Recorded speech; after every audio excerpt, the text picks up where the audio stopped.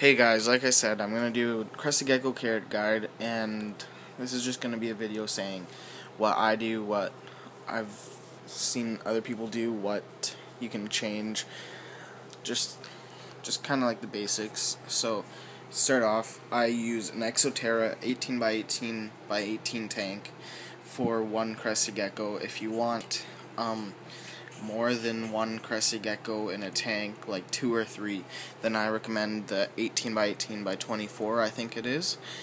And Exoterra is good for the quality, like it has good ventilation. It has like these ventilation holes here, so it's at the bottom, and then also at the top it has that, which is very good. For the substrate, I'm using hydro balls and cocoa fiber. If you don't like the cocoa fiber, which I haven't had any problems, and no one's ever really told me to use something else. But if you want to use something else, like if your Crested Gecko is purposely eating the cocoa fiber for some reason, then you might want to switch to paper towel. If it's eating the cocoa fiber like by itself, then that's probably the smart way to go. But usually, like mine don't do that. Like they don't just purposely eat the cocoa fiber, and like she was trying to catch a cricket one time, and she got a little bit cocoa fiber in her mouth, and she just spit it right out because the cocoa fiber isn't I guess it doesn't even really taste good. So I wouldn't really worry about that. All Exoterras come with these backgrounds. These, I think all of them do. They're pretty good because Crested Geckos like to climb in here. I like having the vines because they like to climb on those, and then I have plastic plants.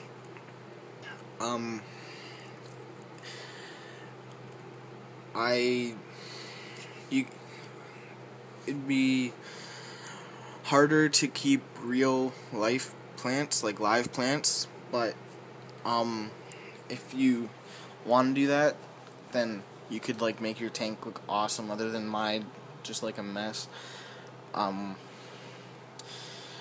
So it doesn't really matter if they're plastic or if they're real, but if they're plastic, you should probably wash them off before you put them in the tank, just because how they make the plastic.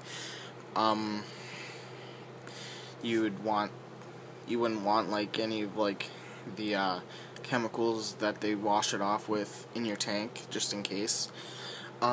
If you are having cocoa fiber, and when you have these, sometimes they get a little bit of cocoa fiber in here, or they get some of this on the ground, and sometimes there's like little patches of mold. The mold isn't really harmful, it's just like it's not that toxic, so you just like take it out with some cocoa fiber. Make sure that all of the mold is out so it stops spreading.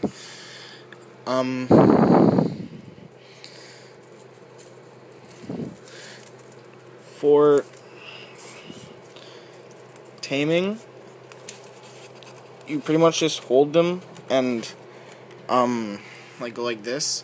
She still doesn't really like getting held, but she's a lot better than when I first got her. Like she would have already been halfway across the room if I even touched her once before, but she's getting a little bit better, and she's getting a lot better.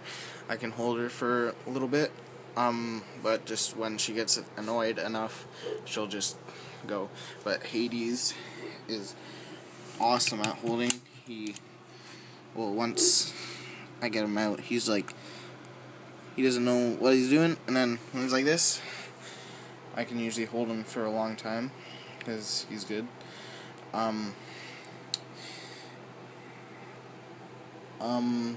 For feeding, I recommend Rapashi.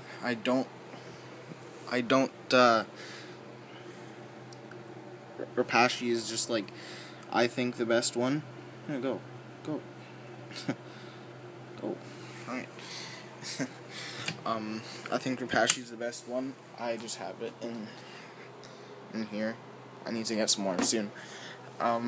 Clark's Crested Gecko diet I have never used, but some people do, and I guess the Crested Gecko would like it the same. I don't know. I just think Rapashi is better because it has different flavors.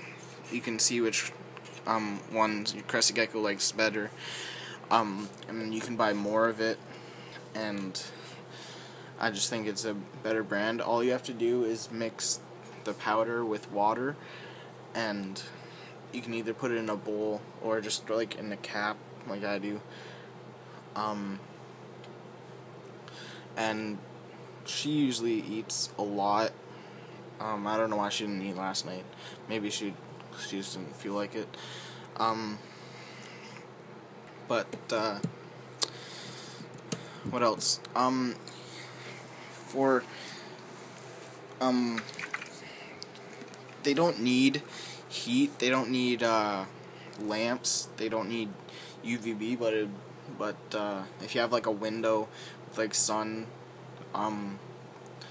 you could put it by them. Like, see that kind of goes in here. And you know, they know it's night or day, even though I have the light here, so it's like 4 a.m. and I have the light on, which I probably shouldn't, because then they would probably eat. That's probably why she didn't eat last night.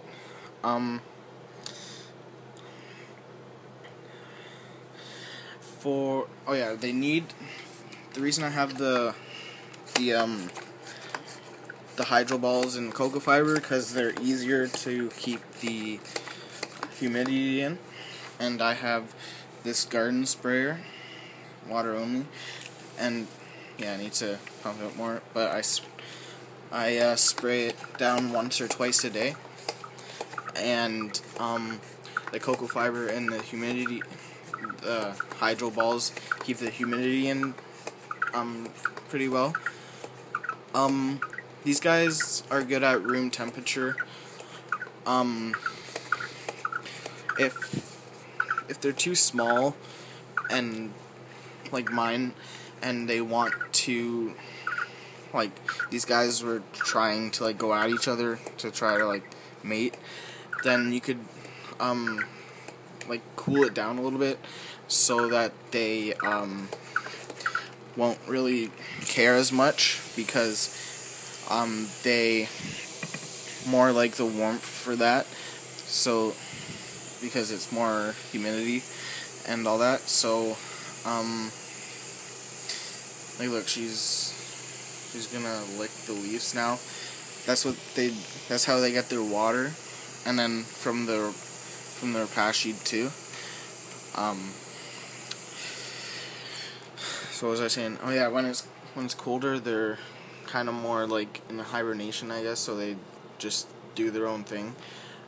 But if you're going to breed them, when you want to breed them, it's better to make it a little bit warmer in their environment, so I guess they're a little bit more comfortable, and then they go do their thing. For insects, if you should always have the Rapashi or just the Crested Gecko diet. If you want to do crickets and stuff, I tried to feed them mealworms. They won't take them. Like I said, they just don't like worms, but they do take crickets. I usually when I do have crickets, I usually feed them 2 to 5 a day.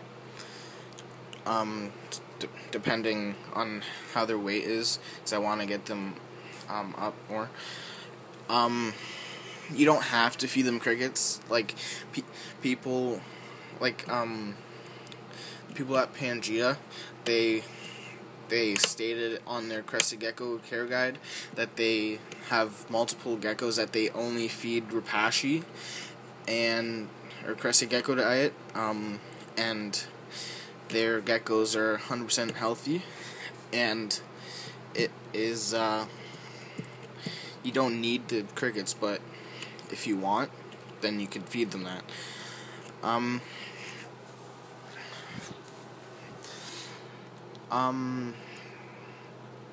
not gonna go into like morphs or anything, because those are just like other things that you can look up yourself to see what kind of Crested Gecko you want.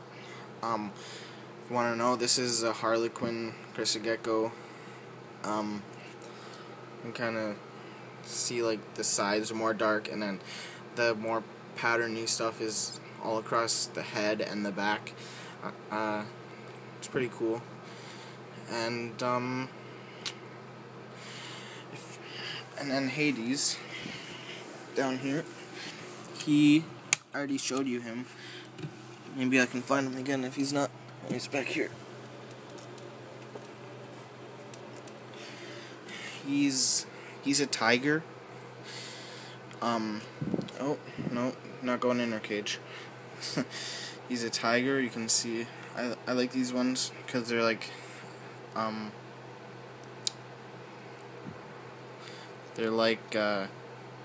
they're really cool. Oh, that's a nice shot. Yeah, and just saying, if you get a Crested Gecko and its tail is dropped, don't worry about that. It's perfectly fine. Most Crested Geckos in the wild drop their tails. Just because it dropped its tail doesn't mean there's anything wrong with it.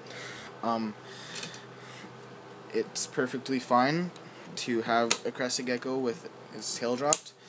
Hira has a bite out of her tail. She's fine. Hades has his full tail. He's fine. But, you know, they might drop their tails, and that's completely fine. There's nothing wrong with them. It's just something that happens. They're not like leopard geckos. They don't grow them back, so if they do drop it, then they're staying like that. But they are totally fine. I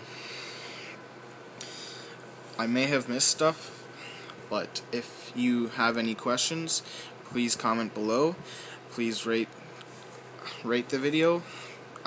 If you like this video, rate a thumbs up. If you dislike this video for some reason, then put a thumbs down, and subscribe, and thanks for watching.